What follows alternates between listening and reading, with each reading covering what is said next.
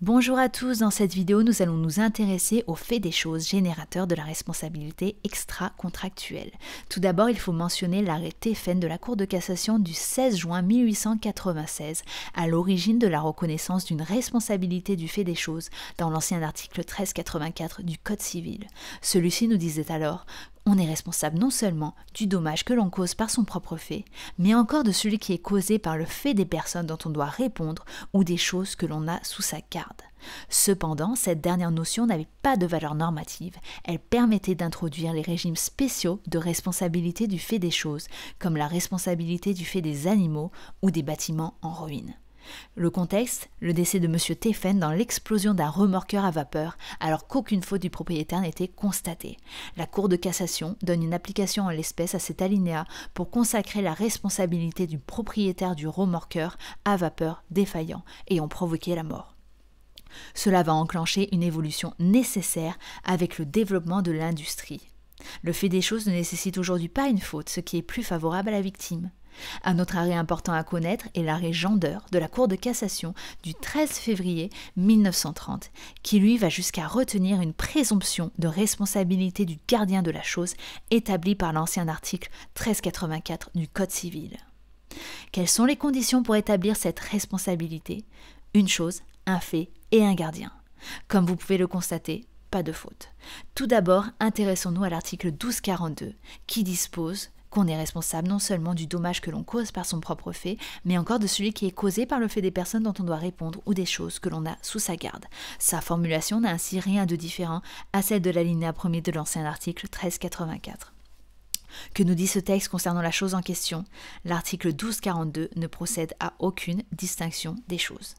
L'arrêt Gendeur, quant à lui, nous avait dit « La loi, pour l'application de la présomption qu'elle édicte, ne distingue pas, suivant que la chose qui a causé le dommage était ou non actionnée par la main de l'homme, qu'il n'est pas nécessaire qu'elle ait un vice inhérent à sa nature et susceptible de causer le dommage. » L'article 1384 rattachant la responsabilité à la garde de la chose et non à la chose elle-même.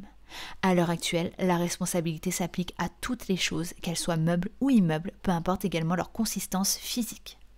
L'article 1242 ne s'applique bien sûr pas aux choses visées par des dispositions spéciales en accord avec la maxime les lois spéciales dérogent aux lois générales. On pense alors à la responsabilité du fait des animaux régie par l'article 1243 du Code civil, celle des bâtiments en ruine à l'article 1244, aux aéronefs, aux téléphériques, aux produits défectueux de l'article 1245 ou encore aux véhicules terrestres à moteur, objet de la loi Badinter de 1985.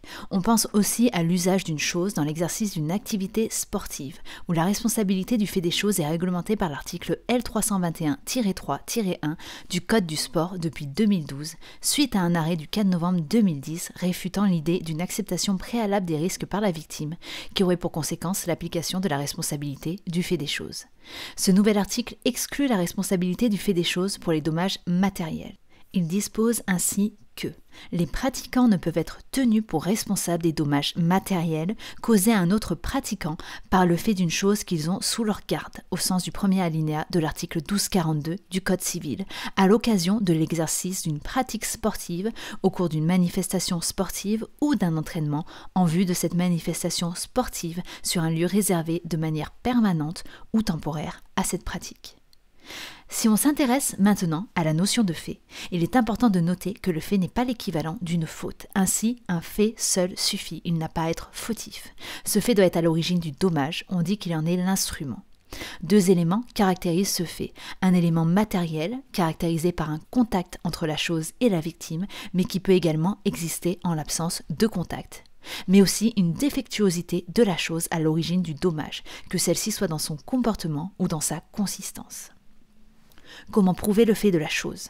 En cas de contact, cette preuve sera facilitée. Si la victime est entrée en contact avec la chose inerte, la victime devra prouver uniquement la défectuosité à l'origine du dommage de la chose. En revanche, si la chose était en mouvement au moment du contact, la victime n'aura pas à prouver cette défectuosité. La force majeure pourra toujours venir exonérer le gardien. En revanche, en l'absence de contact, la victime devra prouver la défectuosité, mais également l'intervention matérielle de la chose. Cette situation sera rencontrée par exemple en cas de blessure pour éviter une chose inerte ou en mouvement. Il n'y a pas de contact avec la victime, mais la chose est bien à l'origine du dommage. Enfin, une troisième notion est à étudier pour retenir la responsabilité du fait des choses. Il s'agit de la garde de la chose. Ainsi, l'article 1242 lui-même nous parle des choses que l'on a sous sa garde. Pour définir cette notion de garde, il faut revenir sur l'arrêt Franck de la Cour de cassation du 2 décembre 1941.